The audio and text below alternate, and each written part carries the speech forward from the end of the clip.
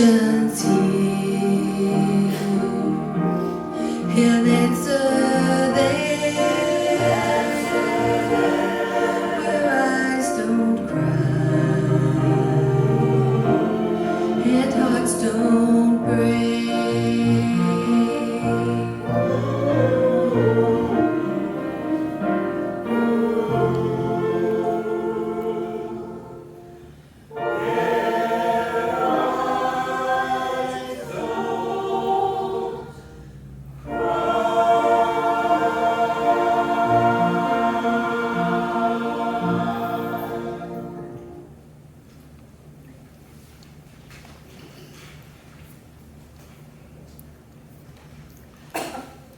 I don't know how y'all did that, but you just did. Thank you. What a blessing. I invite you to turn in your sermon notes, and I made a mistake in your sermon notes when I put these together yesterday. I just put John chapter 14, verses 23 through 29 at the top of them, but if you look at it, you'll notice it's the whole chapter in there. And I did that intentionally, but I should have changed the heading. And I didn't realize it till I got them all printed, and I wasn't going to waste the paper. But we're talking in John chapter 14 this morning. Now, John 14 is part of what scholars call Jesus' final discourse.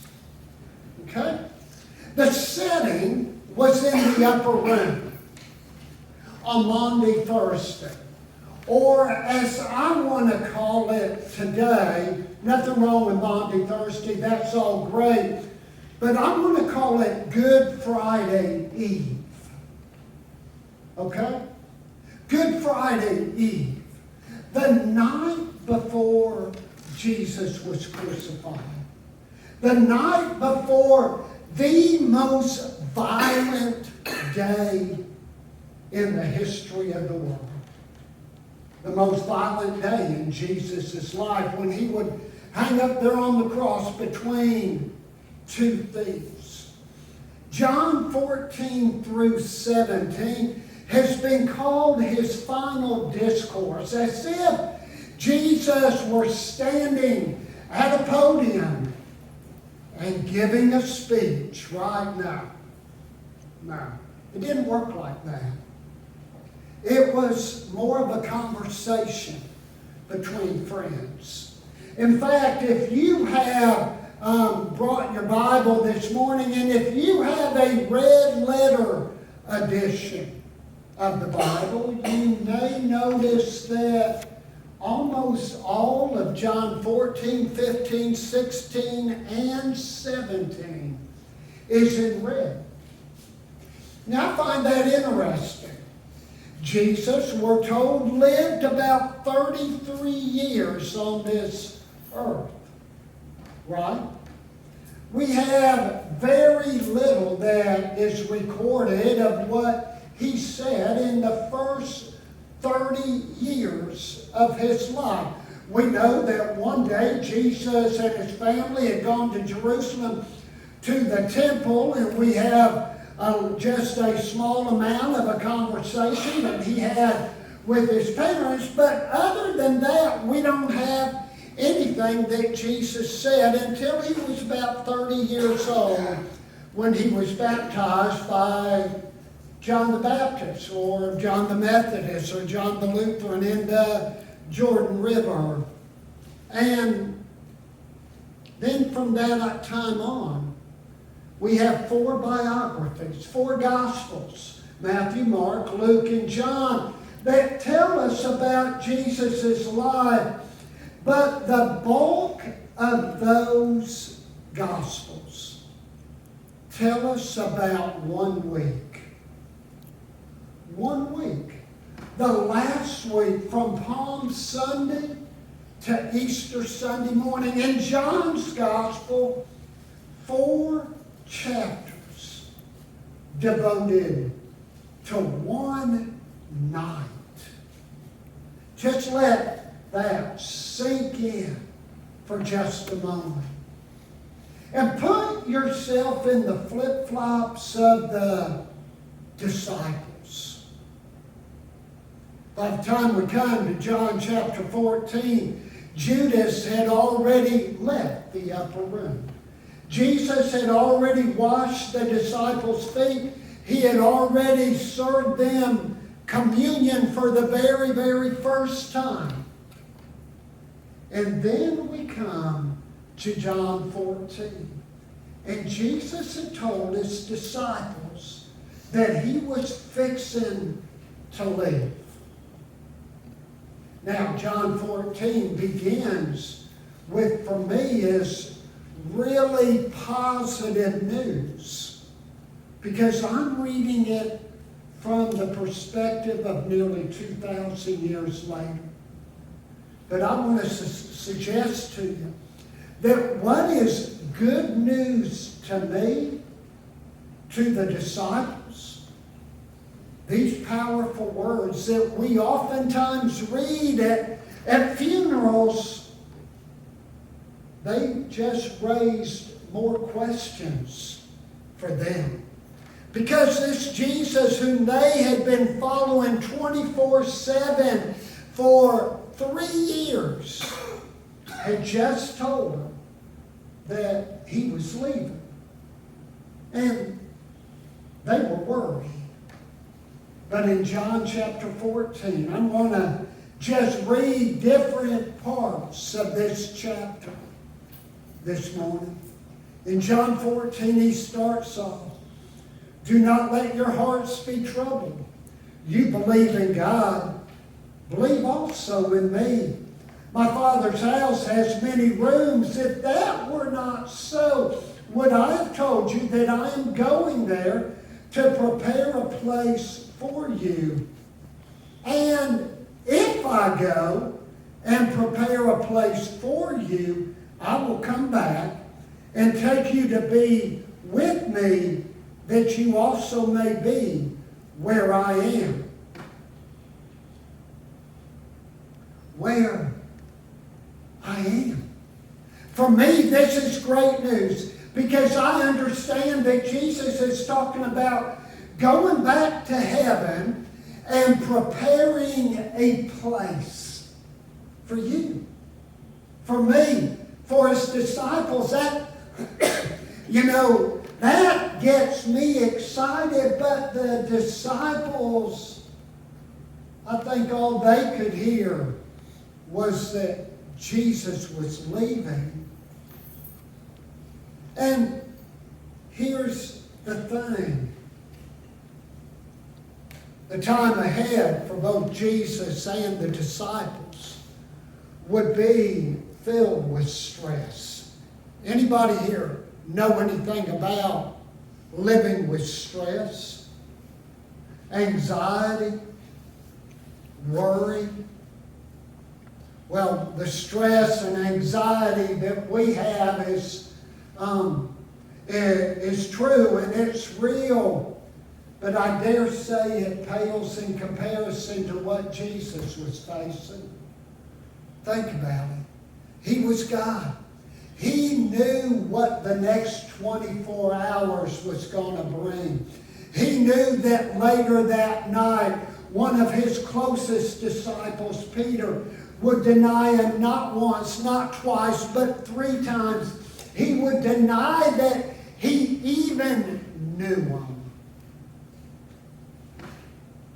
And the next day, when Jesus was crucified,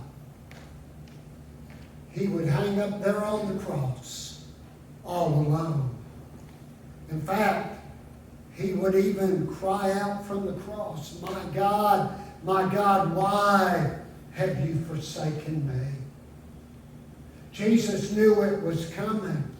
And he knew not only the physical pain, the physical torment that he would be going through. As bad as that was, He knew that the very people that he was dying for would say, thanks, but no thanks. We choose to go our own way rather than your way. But also think in terms of the disciples. Think of the stress that they were going through. The anxiety, the worry, the fear of being alone. You see, they had left everything to follow Jesus 24/7 for 3 years. Now, we may give up a couple of hours on Sunday morning. We may give up a little bit of time in the morning or in the evening to pray and read our Bible. They had left everything to follow Jesus. And now Jesus had told them that he was going to be killed. And he would leave. What would happen to them? And so Jesus said, don't let your hearts be troubled. Believe in God. Believe also in me, because there is more going on behind the scenes than you can ever see from the perspective of this life. He said, because I am going to prepare a place for you. But this is what I want you to notice here. Jesus is talking about heaven. You know, too many times I think we try to make heaven in our image. We try to understand heaven the way that we think it should be. Here's my conviction. The very best that you can ever imagine heaven being, heaven will be infinitely better than the very best that you can ever imagine. The question is, do you trust Him to give you the best? For the disciples, the best in their way of thinking would be if Jesus would have stayed with them. But Jesus said, I am doing a work that is beyond the best that you can see. Notice verse 3. Jesus said, if I go and prepare a place for you, I will come back and take you to be with me so that you can play golf and do needlework for all of eternity. Right? That must be one of those newfangled translations, right? No, it doesn't say that. It says, so that you may be where I am. If you got your notes, you might want to underline, to be with me, that you may also be where I am. Here's the thing. What makes heaven heaven isn't so much the place. Heaven is a real place. But what makes heaven heaven is the presence of Jesus. And if you know Him, then you get to be in the presence of the one who knows everything about you and loves you most.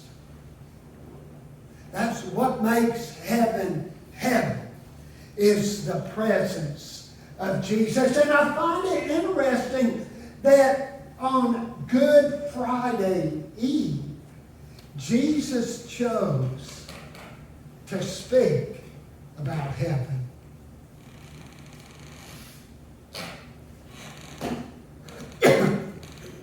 And then in verse 4, he said, you know the way to the place where I am going.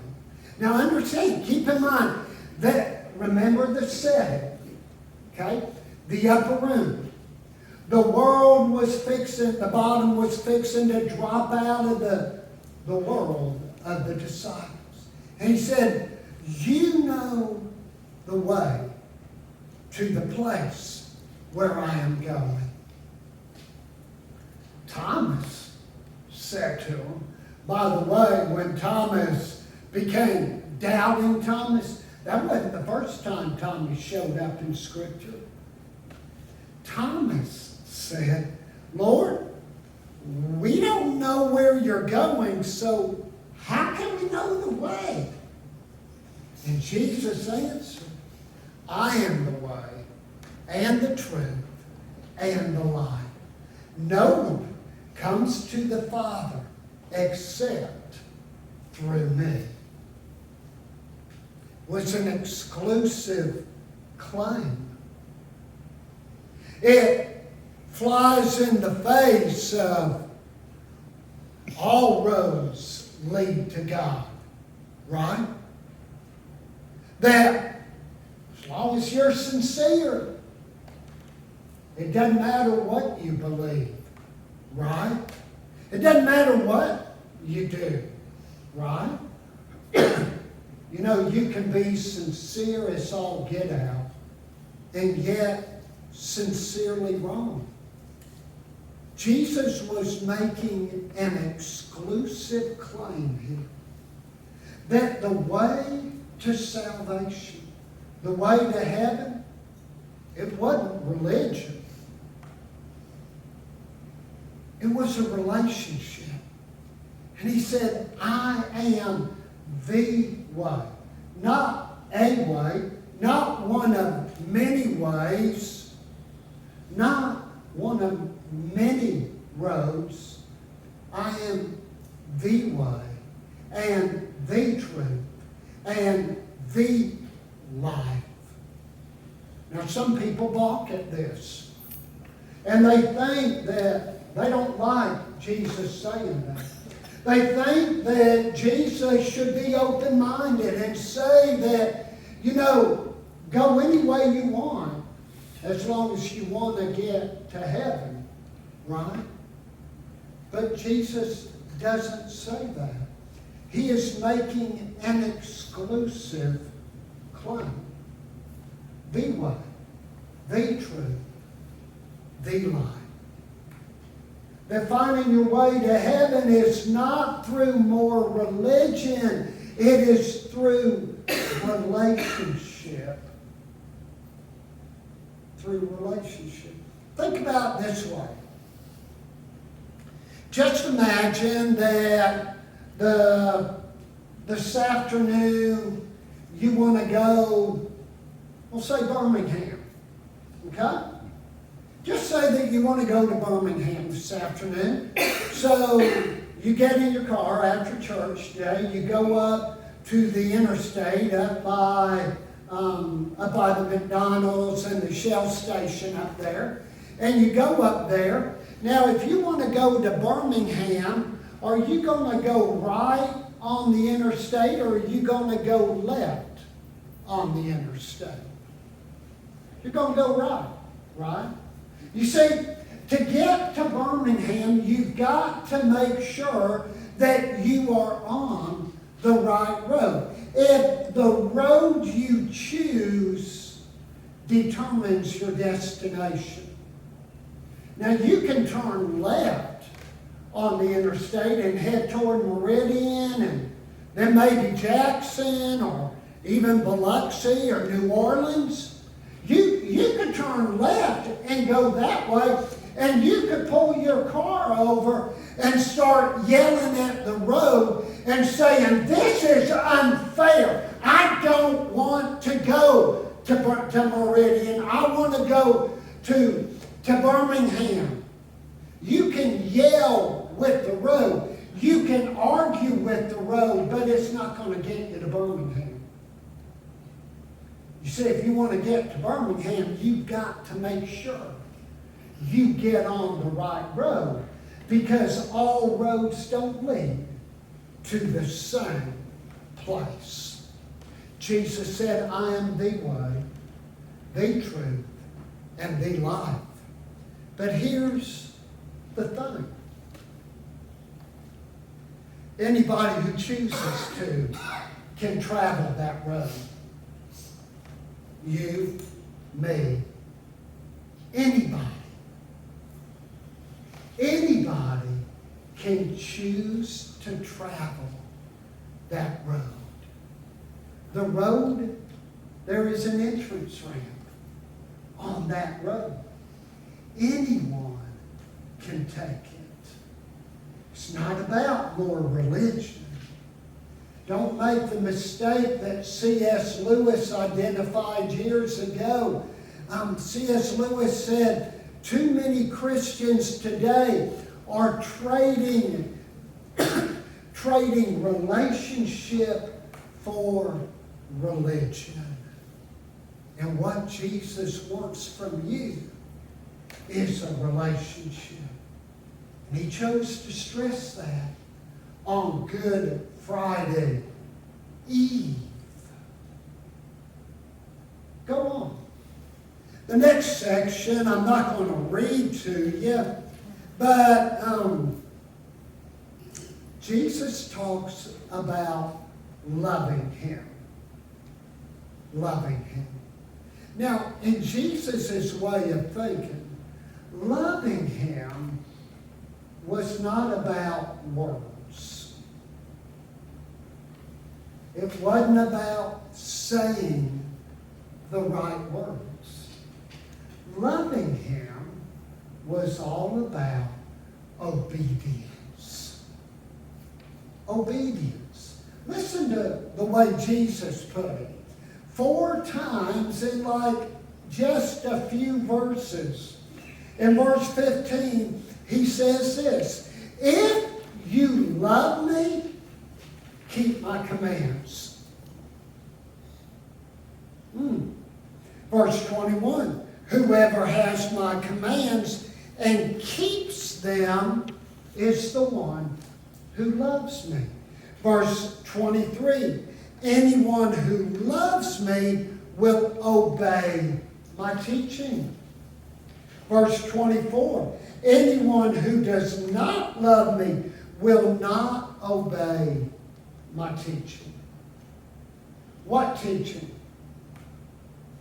What teaching? You know, I got to be honest, these words both excite and terrify me because I know that I don't always live a life of complete obedience. A while back, several months ago, I'm ashamed to say this, but I allowed myself to get into an argument with somebody online, on a social platform.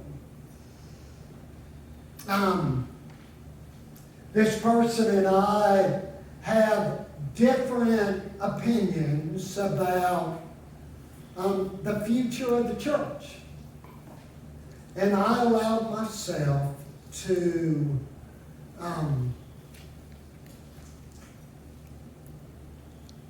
behave in a way that I wasn't proud of. But you know what my response to that was? Yeah, but Lord, didn't you see how he acted? Have you ever been there?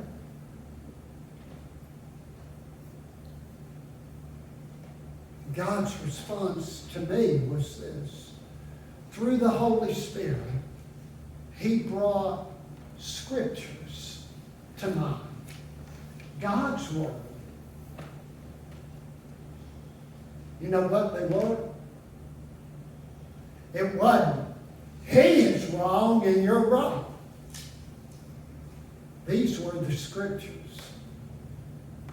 Pray for those who persecute you. Not what I wanted to hear. To be honest, I wanted to give them a piece of my Christian mind. I didn't want to pray for them. Pray for those who persecute you. Jesus is saying that the Holy Spirit will come and remind you of what I have said. How do you know if the Holy Spirit is in you? One way is when the Holy Spirit brings those hard words to your memory. And here's the interesting thing. As long as I was convinced that he and others like him were the problem, my anxiety and stress level increased. But when I started praying for him and others like him, I was overwhelmed with peace. Jesus says in verse 27, my peace I give you. My peace I leave with you. Let me find it here. I can't remember exactly. Let's see. There we go. Peace I leave with you. My peace I give you.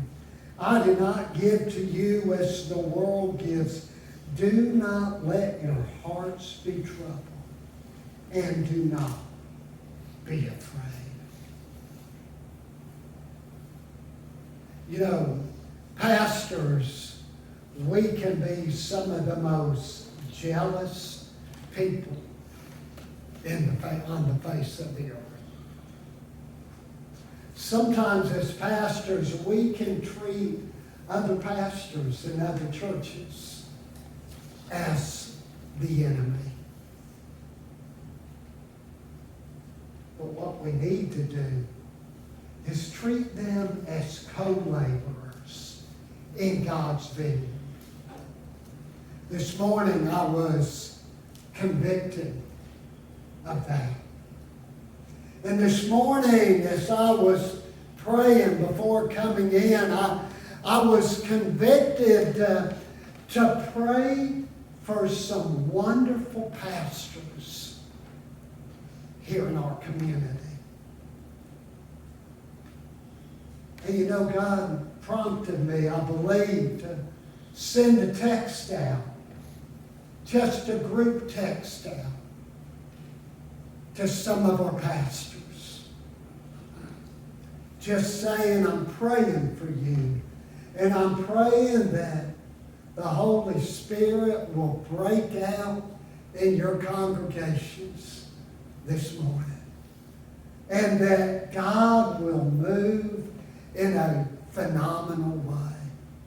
Almost as soon as I finished the text, I got a text from a man named Brad Campbell. Anybody know him? Brad texted me back. He said, Steve, I'm praying for you too. And before long, I got a text from Edmund Bell. Anybody remember? No, Brother Edmund? Saying, I'm praying for you and the people of Livingston Methodist. And then, right before this service, I got a text from Thomas Fletcher from down the street at the Baptist Church saying, we are praying for you too. And I may have other responses on my phone now. Peace I leave with you. When we step out in obedience and we love, God fills us with so much peace that is indescribable. You know, this morning, not because I'm all that, because you know me too well, I'm certainly not all that. But this morning I chose to do what the Spirit prompted me. And you know what?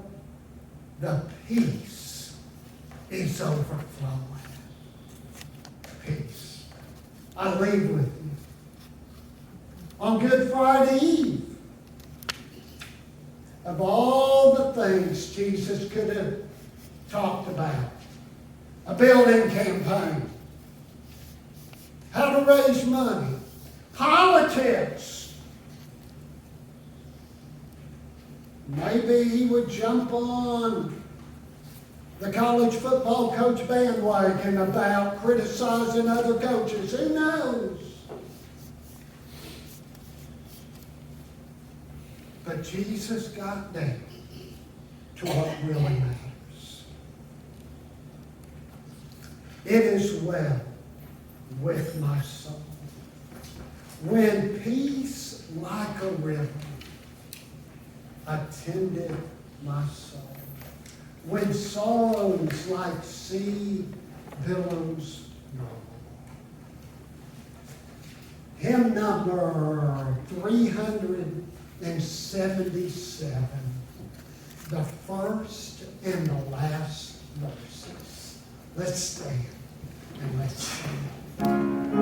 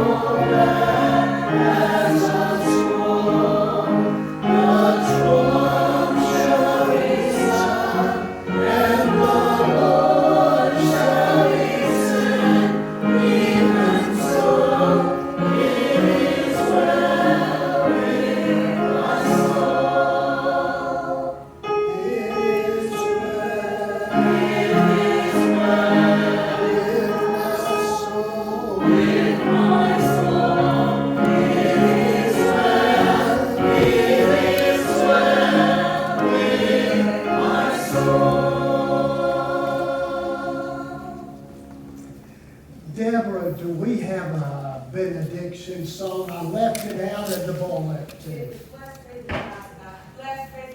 Blessed be the tie that binds. Go from here. Hearing the words that gave peace to disciples in turmoil. Words that directed them along the way that they needed to go. And let's walk that way together.